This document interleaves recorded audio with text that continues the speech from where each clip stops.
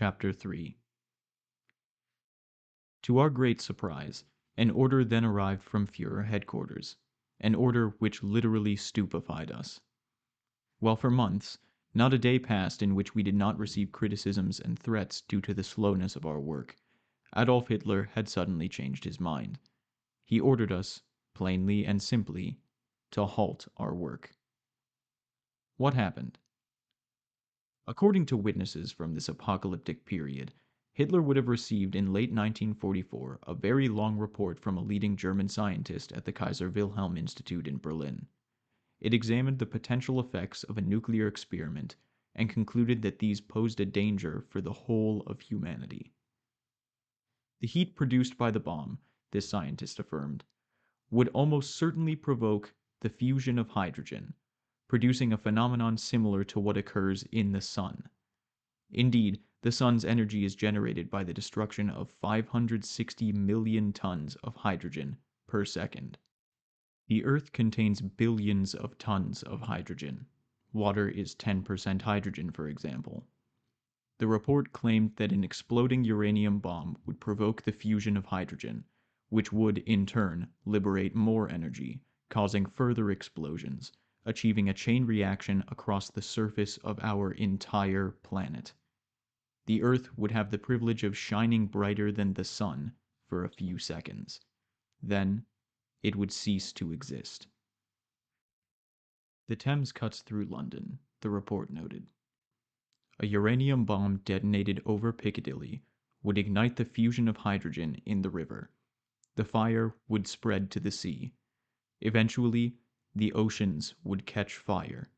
The continents would burn, one after the other, like torches. Adolf Hitler was imaginative and a seer. This report impressed him profoundly. If he sought the extermination of England, he did not seek to bring about the end of the world, because that would have been the end of Germany and of himself. Around December 9th, 1944, he would have even cried out to Goebbels over lunch. These pro-facts, that's what Hitler called professors, never have any doubts, and now they've found a way to blow up the planet. Consequently, he tried to forget the secret weapon that he had been pushing to complete for nearly 2 years. What's more, he started to believe that the German army could achieve victory through sheer valor. Von Rundstedt's offensive in the Ardennes was developing favorably. When a few American regiments surrendered, Hitler declared once more with splendor, "We'll throw them back into the sea." This mothballing of atomic research gave me a chance to take my first Christmas holiday since the start of the conflict. A sad irony of fate, this holiday came too late. Only my house in Innsbruck, located a few hundred meters from the laboratories burrowed in the mountain, remained. The huge bombardment of December 22, 1942, destroyed my home in Berlin. In Cologne, my parents' villa burned in Easter of 1944. I found no signs of them in the makeshift shelter where they took refuge. The ashes of humans resemble the ashes of things. Despite the early successes of the von Rundstedt offensive, the momentum of our troops, out of breath, poorly supplied, and with lackluster equipment, significantly fewer in number than what the enemy could muster, was broken. On January 12, 1945, the Russians attacked on the other front. The slow, elastic fallback our operations on the Eastern Front had been confined to for nearly a year were renewed again. On January 19th, we received an order to restart our work. But the situation had changed dramatically during the previous month. The Hamburg factories suffered terrible bombings. They were practically inoperable. The pipes with porous walls used to manufacture uranium-235 now stretched out over hundreds of acres like bomb-shredded lace. Some pipes pierced the sky in grayish columns. From afar, it looked like a charred forest, a symbol of desolation and ruin. We still had time to gather enough uranium for several bombs and store it in Innsbruck's underground shelters. The zirconium tubes we designed arrived from Hamburg on February 15th. It was the last shipment of material we would receive from there. Hamburg did not fall until May, after the death of Chancellor Hitler, yet the incessant bombings increasingly prohibited all railway and road travel. Movement between northern and southern Germany had become virtually impossible. The technical difficulties created by this situation effectively delayed the bomb's completion by a few weeks. However, on April 20th, it was finished. The remaining uranium inventory was immediately used to make 4 more devices. On April 1st, I was transferred to Peenemünde, primary base in the Baltic for submarines and radio-controlled rockets, to study whether the uranium bomb could be mounted inside of a V2. Thus, I lost all contact with Innsbruck. It was not until some time later that Julius W., who remained in the laboratory in Innsbruck where he worked as a liaison to military authorities, told me what happened. Hitler was situated in the Reich Chancellery bunker in Berlin. 400 American bombers raged against the ruins of the capital. To the extent that any lines of communication still existed, incoming reports regarding the military situation were disastrous on all fronts. Hitler would have then had a long one-on-one conversation with Göring. Meeting subject: the A-bomb. Hitler had a plan. Instead of withdrawing to the south, where a shrinking Germany's last stand was being organized, he would remain in Berlin. Göring, on the other hand, would be moved to Berchtesgaden. In his capacity as the Führer's successor, he would have begun to reorganize what could be reorganized. Officially, however, he would not have taken up these duties for several days. During this period, Hitler would have dropped a uranium bomb on London and then immediately committed suicide. This double gesture, according to him, would have produced a double consequence. First, Germany's adversaries would have understood that, despite being almost entirely occupied and militarily beaten, it possessed an amazing device with which it could, before falling, wreak enormous havoc.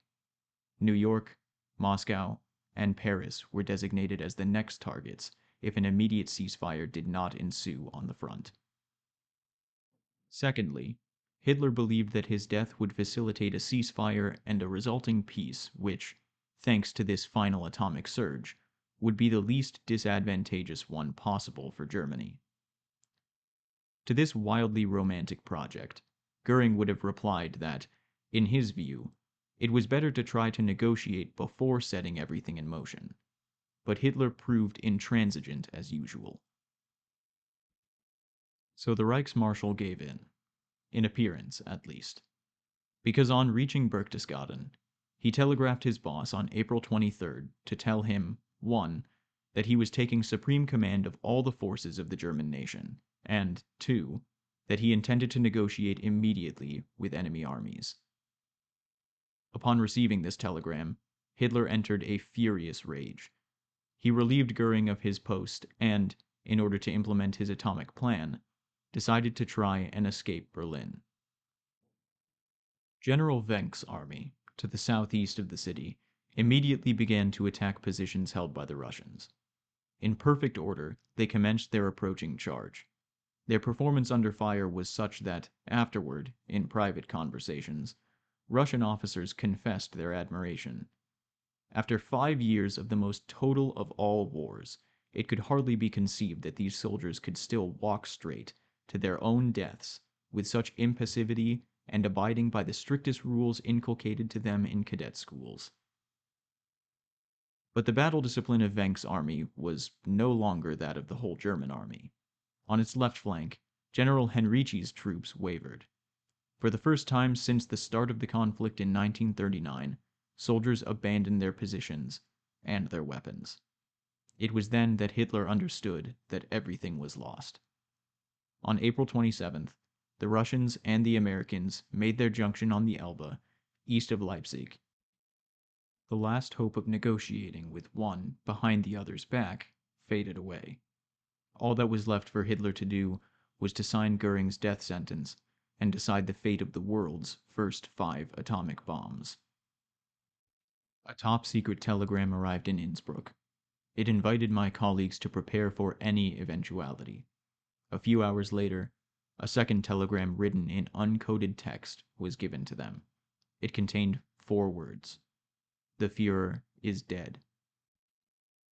According to the provisions of his last will, Admiral Dönitz became his successor. 2 days later, I was summoned to his headquarters in Plön, a small port in the Baltic. Hitler placed Germany's fate in the admiral's hands because he believed that the submarine was our last weapon. He instructed Martin Bormann to supervise the use that Admiral Dönitz was to make of this weapon. According to Hitler, the nuclear material manufactured in Innsbruck should be taken to submarines which would journey to Japan. The German fleet still controlled the straits between the Scandinavian peninsula and Denmark. The voyage could be attempted.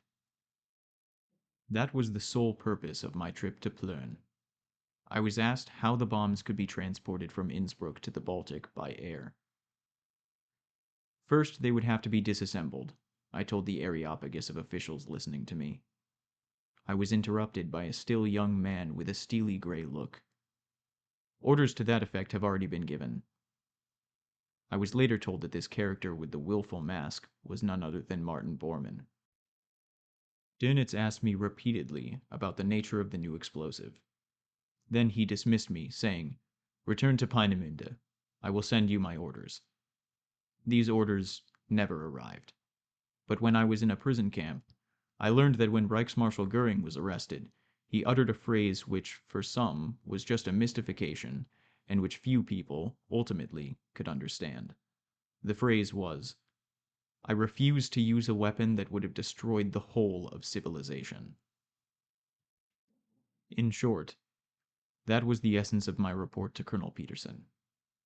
When I handed it to him, we had a somewhat friendly conversation, which I can actually say was the first friendly conversation I had had with our American enemies.